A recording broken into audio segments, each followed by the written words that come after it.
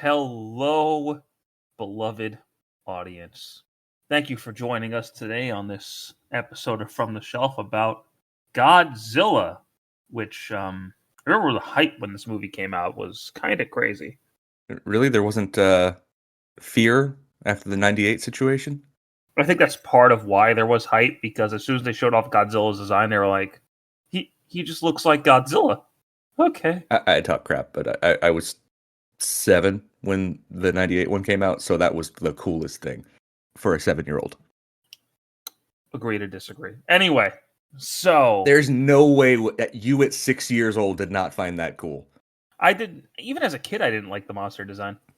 You wouldn't have had the fandom for Godzilla by then. Well, I knew what Godzilla was supposed to look like, and that wasn't Godzilla. Yeah, I don't know. That sounds like revisionist history to me. No, I promise you, I never thought he looked as cool as the original Godzilla. Well, you hate iguanas then. Yes. Stupid iguanas. I'm really just trying to delay because I am going to have trouble talking about this one. But I remember when this movie was first coming out, that first teaser trailer was insane. Yeah, and a lie. Oh, yeah, a lie. Actually, so is the poster. When I was opening to watch this, it was like, that poster is also like, why do they make him look so big in all the marketing? It's just a lie. I mean, he is really big. Yeah, but he's not. What's the mountain one called? Godzilla. Godzilla Earth? It has. I know. Maybe. Can't remember. It's just, he's not that big. Well, that thing's like 900 feet tall. I think in this, he's like closer to 400 feet tall. I know in later movies in the series, he's in the 400 range. But regardless, that's not the point. The point is, this movie's called Godzilla. It's 2 hours long, and he's in 9 minutes of it.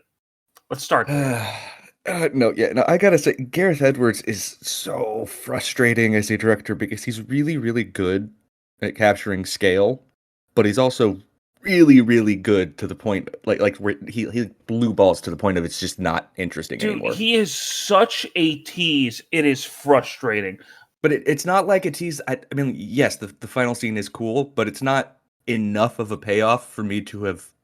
And because I think this is not like -1. I don't care about the human characters in this. In -1, I don't mind when Godzilla's not on screen because I actually do care about the human characters. This, well, God, so the difference, I don't care. The difference there is in -1, Godzilla is the problem, right? And this one, he's not. He's the hero. Yeah, that's true too. And like in that movie, you're like, oh god, I don't want Godzilla to kill everybody. In this one, you're like, there are 2 other monsters. Godzilla's going to kill them eventually. Whatever, that type of thing. The Mutos are interesting conceptually, but also just sort of, I don't know. They're kind of whatever. They're just kind of big bugs, right? Like, you see them and you're like, okay, so where's Godzilla? Yeah, no, they do look very, very bug-like. And here's the thing too. I this clicked when I was watching the movie. So the first scene in the movie is them nuking Godzilla. Yeah, okay, it's right? like, I was just like, man, they keep trying that. It just does not work, or it makes it worse. And then you don't see him again for like an hour. So that's great. No, actually, literally, I looked at it. It was 44 minutes until he was mentioned by name, and then it was actually almost exactly an hour when he finally showed up. Because he's at the very beginning, like the first scene. He's in the very first scene of the movie, and you don't see him again until like the 1 hour mark. It's crazy. Yeah, but the movie makes you think that maybe it was him who attacked the plant in Japan, but it's not him. He's just minding his own business somewhere. Okay, did the marketing, did it show the Mutos? I can't remember. You saw, well, the marketing didn't really show Godzilla all that much, because he's barely in the trailers. The Mutos you saw like maybe once in one of the trailers. You saw like something flying, but you didn't really clearly see what it was. So you didn't know there were 2 of them. I think they were like, well, maybe there's another monster in the movie, but we won't tell you there's another monster in the movie. Well, but the thing is, even if you did see both of them, they're very similar looking. I don't think I would have noticed. One's just a lot bigger than the other. Yeah, unless you see them side by side. Like I don't, even if they were both in the trailer, I wouldn't have noticed. And here's the thing too. Part of the problem with the human characters is the most interesting human character in the movie by far is killed before the 1 hour mark. And that's annoying. Yeah, no, I remember being bothered by that the first time too. This time I was like, the marketing makes you think Joe Brody's the main character, and he's not. His son is. But Aaron Taylor Johnson's character is just not as interesting as his dad. Actually, it's kind of the opposite of what just happened with the 28 Weeks Later movie, Bone Temple. They did the same thing, except Aaron Taylor Johnson was the center of the marketing, and then he's barely in it. Was he even in Bone Temple? I don't think he was in Bone Temple at all. Was it? No, it was the one before. Either way, I think it was just 28 years later. Yeah. No, I think you're correct. Yeah. Point is, yes, he was all over the marketing, and he's barely in it. Did I say weeks? Yes, years. And just like Godzilla, the movie's called Godzilla. Godzilla's barely in it, so you market Bryan Cranston. Bryan Cranston's not in it that much. So what the fuck? Yeah, it's contagious. I find it funny that Aaron Taylor Johnson and Elizabeth Olsen are husband and wife in this movie, but they're siblings in the next movie they're in together. I wonder if they talked about that being a little bit funny. Like, hey, the last time we were on screen together, we were siblings. Now we're not. Yeah, this came out the same year as Winter Soldier, didn't it? Like right after Winter Soldier. Damn. That's crazy. Anywho, so we were talking earlier about Gareth Edwards being a cock tease. So you have the Muto, the first Muto, the smaller one, the male one, just being destructive in Hawaii. And you have this amazing fan, and I'm not exaggerating here, this like awesome build-up scene of Godzilla.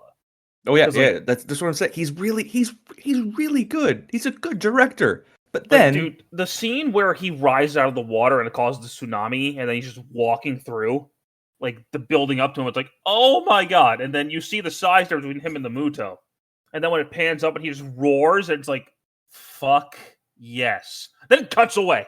Literally, dude. I mean, it's like a shot through closing doors. It's like they're about to fight, and nope, never mind. And then I think you like see them in the background on a screen. It's like, dude, after the when they fighting on the airport, it cuts away after Godzilla roars, and you see the kid watching them fight on a TV screen. It's like, why don't you just let me watch them fight? I was like, yeah, you could just show. Clearly, they made the scene.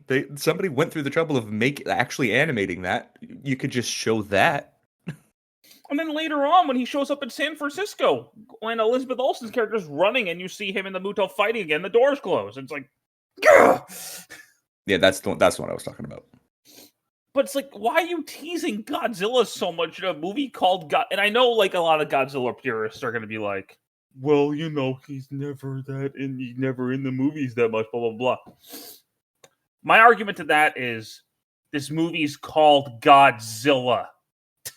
The title is Godzilla. Show me fucking Godzilla. Yeah, no, it's very, very frustrating. Is he in it for 9 minutes? Because it did not feel like that. Most of that has to be that final scene. It is. Now, like 7 of that 9 minutes. And here's the thing: I'm bitching about it a lot, but I actually did enjoy the movie, and I'll explain why in a bit. But yeah, it seems like there's not a lot of Godzilla. I get that, but the pacing isn't actually that bad for the most part. But Cody's right in that the final battle isn't cool enough of a payoff to give me all that teasing. I mean, at the end, they don't really tease anymore. He's just there fighting the Mutos, which yeah, no, but again, it's a cool scene. It's just not cool enough for the. It's not like, I think a big problem with that is what came out a year prior to this. Pacific Rim, very good. Okay, so I was lost on the time frame there. Yes, no, Pacific Rim is still one of the best.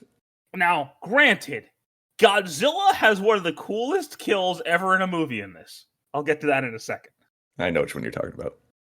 But we didn't even talk about the Mutos really. That's because they're not. They eat nuclear their energy. Whole that's thing it. That's literally it. Their whole thing is they're parasites from the ancient past when Godzilla was an ancient alpha predator or whatever. I guess from what I gathered, Godzilla is like the last of his species, and they were like bigger than dinosaurs, gods essentially. I think it's kind of what they described them as.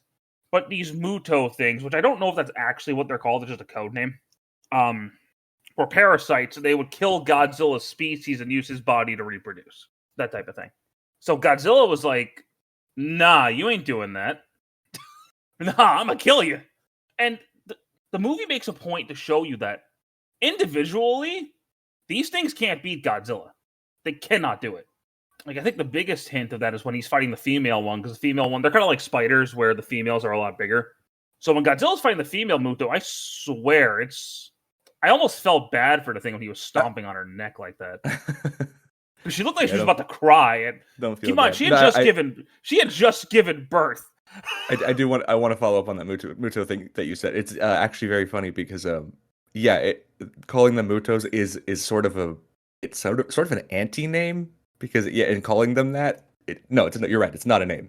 It's an acronym. I think it means like massive unidentified terrestrial organism or something along those lines. Exactly what it means, actually. But it's like the problem with a movie like this is you can't have a threat level when your main monster is just way more powerful than the two other monsters. So you have to have them team up to have any sort of chance against Godzilla, which makes it seem kind of unfair. Yeah. But I didn't until I watched this movie, I didn't realize how much weaker they were than him, which I guess makes sense. He's a big 400-foot tall radiation dinosaur guy. And they're bugs. He's the king of the monsters, man, which is another movie that exists. And I totally remembered about that before today. We'll totally get to that. I don't know. I feel like we could skip it. We'll probably talk about it. So maybe we'll do that in Skull Island together or something. Yeah, something like that. But you notice how we haven't mentioned any of the human characters much, really, because they don't fucking matter. They're not. This is what I was saying. They're not interesting, and they're the main focus of the movie. Minus one gets away with that. This does not. Aaron Taylor Johnson blows up the baby Mutos. Woo! You want a medal?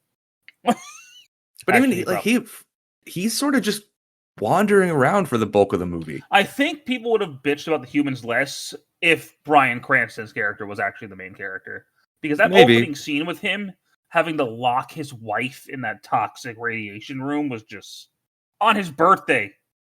And that tragic experience is what actually got him into the meth business. This is a prequel to Breaking Bad. Everything's a prequel to Breaking Bad. Malcolm in the Middle is also canon. But even like Kenji Watanabe's character, Dr. Serizawa, he's basically just a Godzilla fanboy. But he's the only one smart enough to realize, we can't bother. Just let Godzilla kill them. Just look at us. Look at us little ants. Look at him. No. Just let him handle it. Let him handle it. He was right, because Godzilla was the one who ends up beating them. So let him handle it? That's not what he says. Let them fight. Is that better?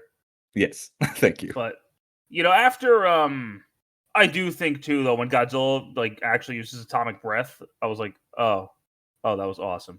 Oh, the build up, yeah, that slow. This is what I'm saying. Gareth Edwards is a really good director. He's got a vision. He just doesn't use it. And when he finally killed the male Muto, I was like, oh, about time, little shithead. Because and then the building falls on him. Like, could Godzilla just not have a good day today? Is that just what's going on? He's just struggling today. Poor guy. And now, when Brody's trying to get away, and the female Muto's like, hey, you killed my kids. I'm going to eat you. How did nobody notice Godzilla sneaking up on her? Yes. He's 400 feet tall. It's not like he's exactly graceful. Like, nobody heard him walking? Nobody? He was tiptoeing, okay? I mean, it led to a really awesome kill, but Godzilla's not stealthy, really. Do you think the dog died during that tsunami? No. Never. I want to believe you're right about this, yes. Never the dog die. But, anywho. So, I really thought Godzilla was going to break the thing's jaw. And that's how he was going to kill her. But, nah, he thought he would breathe atomic breath down her throat and burn away her neck. That's how you do it. It's basically a Mortal Kombat fatality. Yeah. Yep. Which, I won't lie, when I saw that in the theater, I was like, ooh, I started cheering. I thought it was the coolest thing ever at the time. Yeah, no, again, really cool final scene. I wish that had been the movie. And then poor Godzilla just passes out. He's just had enough. Briefly. And I love how the ending shot of the movie is Godzilla focused. Like, it's not about the humans. Like, the last shot is him roaring and then just swimming away. But at the same time, it just kind of ends. It just stops. Like, I mean, it's a really cool final shot, him roaring into the air victorious. It's badass. Seeing Godzilla roar is just always awesome. But then he just swims away. We're never going to see any of these people again. That's true, isn't it? No, I think you see like two scientist people, like Kenji Watanabe's character in the what was she? Yes, Scottish? he does come back. I can't remember if she comes back. I think they come back briefly. I haven't seen King of the Monsters in a while, but I haven't seen that since it came out either. so here's the thing: is that Godzilla himself in this movie is actually awesome. Yep. The Mutos are kind of boring, generic Cloverfield lookalikes. That's what they are. Yeah. They're really there just so Godzilla has something to kill. But the marketing really made you think he was gonna be the bad guy, and he's not. Like I feel like he even goes out of his way not to hurt people. And this one. Yeah, like in this movie, well, maybe this whole series really. No, he gets a little careless later. No, well, in this movie anyway. Yeah. He's like, I mean, even in King of the Monsters, like when they're underwater looking at him, he's just like, "Hey guys, what's up?" Doesn't bother anybody. He actively doesn't want to hurt humans, I think is the best way to put it. But if he does, I ain't gonna worry about it. They're tiny. But hey, you don't bother me, and I won't bother you. I think that's what Godzilla's mentality is. Probably. I don't know. Maybe we'll find out more in Supernova. Maybe he'll become a character and we'll get more insight into his head. That's the thing. And I know Godzilla fans are going to shit all over us in the comments. He's a force of nature. He's not really a character. No, this is why for the past few movies, Kong has been the focus. Because Kong's a gorilla. He's more like a human than Godzilla is. And there's nothing wrong with Godzilla being a force of nature. He's still like awesome, but he's just a big monster, right? Like, we can't relate to a giant lizard who can breathe fire out of his mouth.